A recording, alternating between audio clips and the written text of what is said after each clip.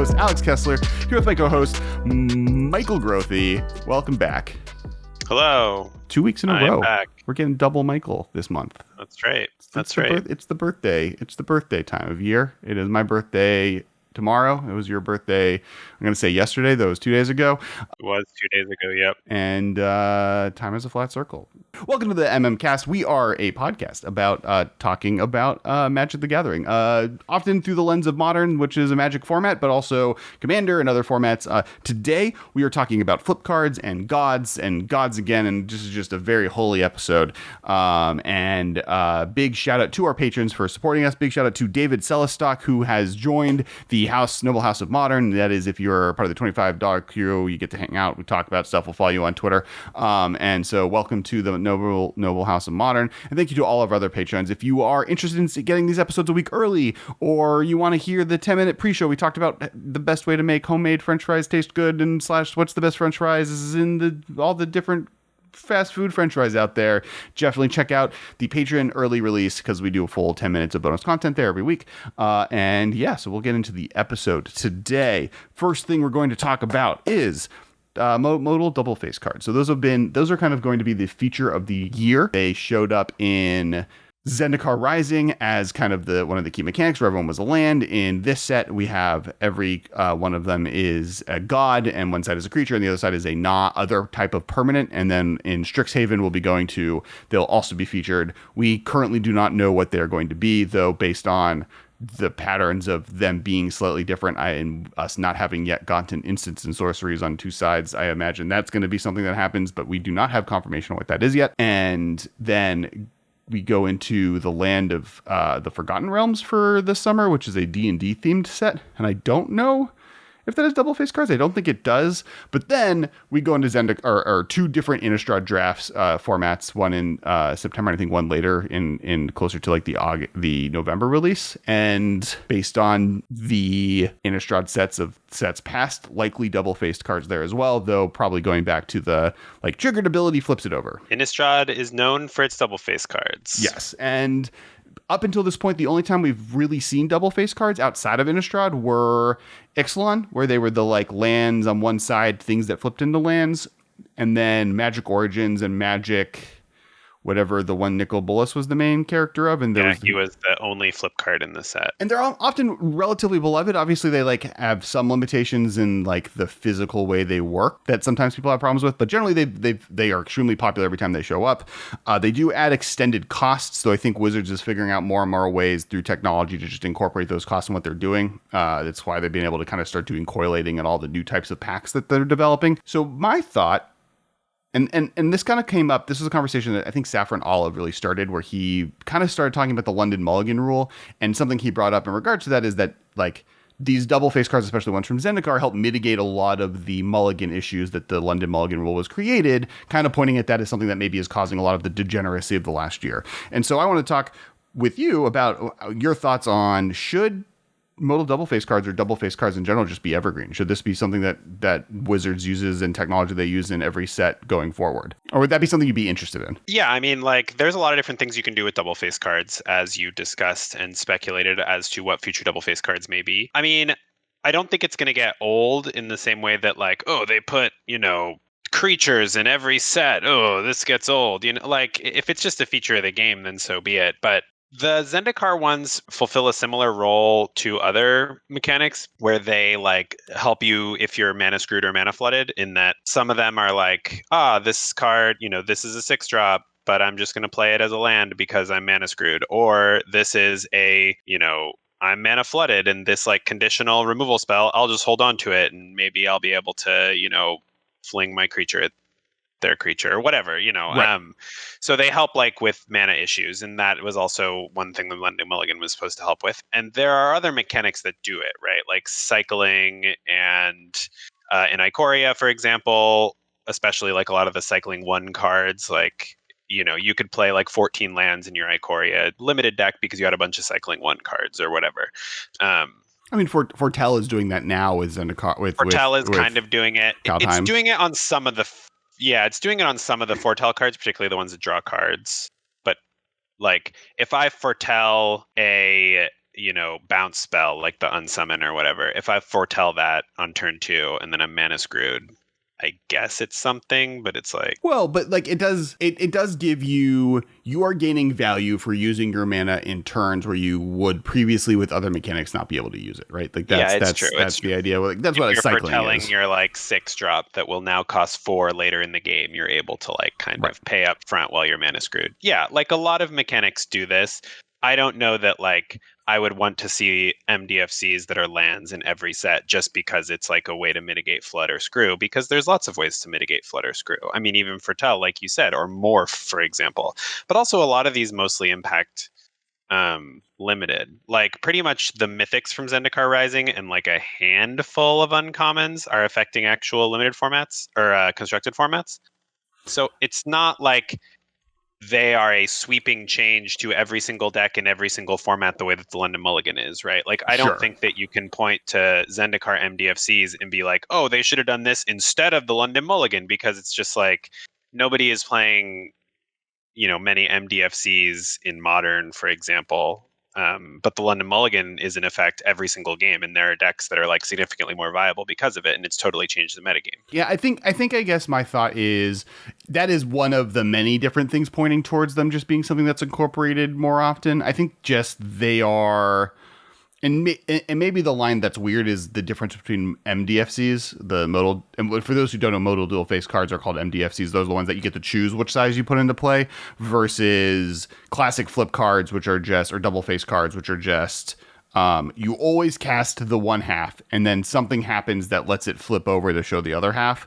And those are different in a pretty significant way, but also, if you were allowing both to exist whenever, it might be confusing about which cards are going to be which ones. And it's going to be really interesting next year when both are available, right? We're going to get to the point where in my standard deck, I'm going to have modal dual face cards and I'm going to have transform cards. And on like Arena, it's a lot easier, but like people are going to have to keep track of like, okay, this does this works differently than that. And it's going to be interesting to see how people react to a werewolf that they're like used to putting on the other side and then no longer able to. Yeah, especially people who haven't played with transform cards before, since like, if you started 2 years ago and you've played with a bunch of MDFCs at this point from Kaldheim and Zendikar, and then assuming that Innistrad is more typical transform DFCs instead of modal DFCs, yeah, it would be weird. You'd be like, oh, can I just play this werewolf?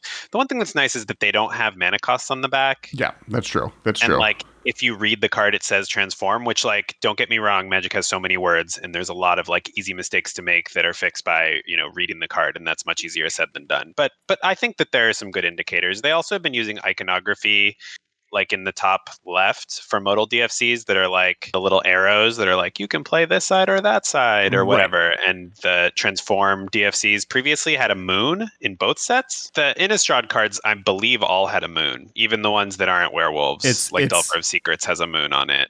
I don't know what Bolus has, but it's like a sunrise over a land like a sun over a land situation. Hopefully Marshall is putting up the symbol here, or at least Jace Friend's Prodigy. Yeah, you showing your phone to the camera did not bear fruit. And then the other side is and then on the Planeswalker side, there's a Planeswalker symbol. So they have that. And then Ixalan had like totally different. Oh yeah, I don't remember what the Ixalan ones looked like, but they are trying somewhat to use those. I guess because transforming DFCs have so many different symbols they could have, it does end up being confusing.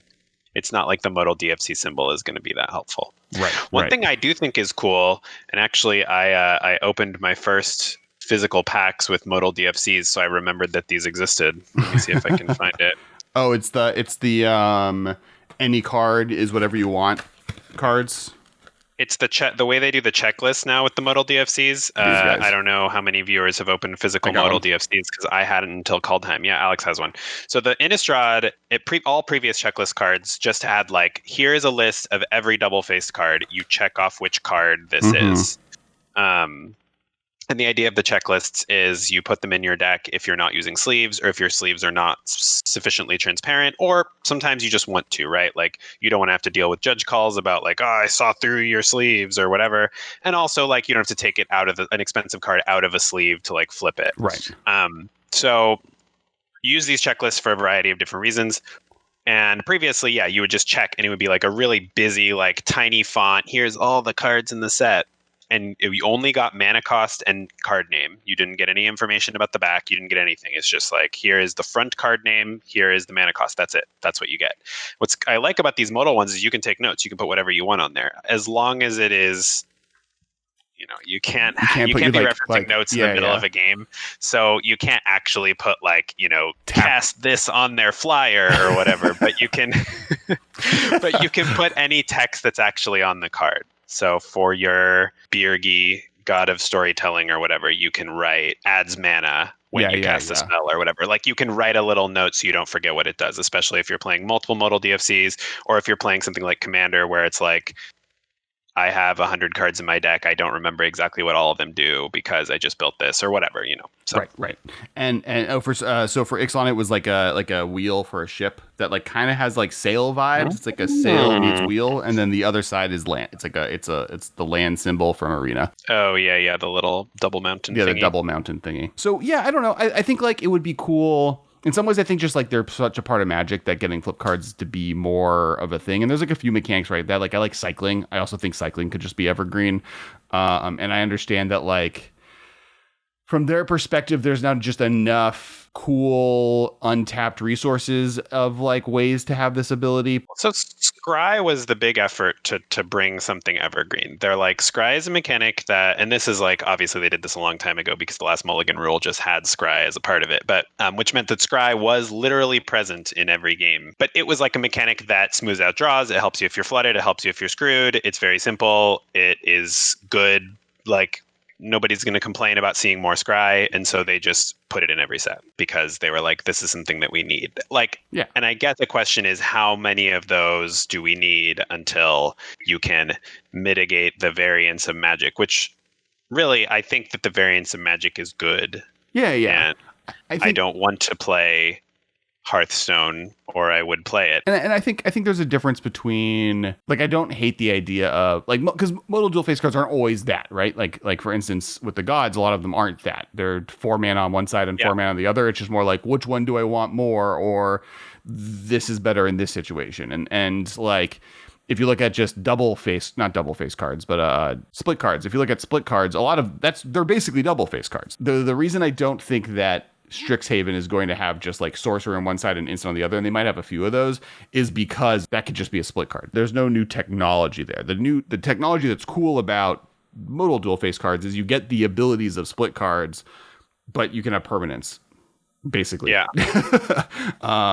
And Adventures kind of did it, which is like the one thing that's going to be interesting is that the difference between a modal dual face card and an adventure card is going to be slightly interesting, though. With Adventures, there is like the cantrip feature. Like, it's basically every single one draws you with a creature, versus a choose your own adventure, choose which one you get, lets the power level of cards be costed differently, and they don't have to be as related. So it'll be cool. I'm excited to see what the last one is. Middle dual face cards don't have to be related. They did do it with the gods because they're legendary creatures that they want you to play multiples of. So they're like, let's have the faces synergize with each other, but like, you don't have to do that. I think like that's a limitation of them being legendary creatures. And the first time we saw them, they were lands.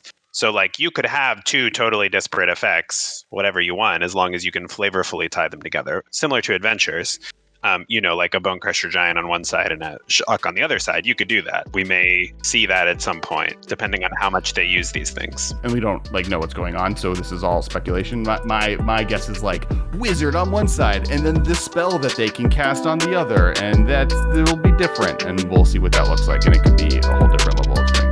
This has been a production of Time Traveler Media, sending podcasts into the future.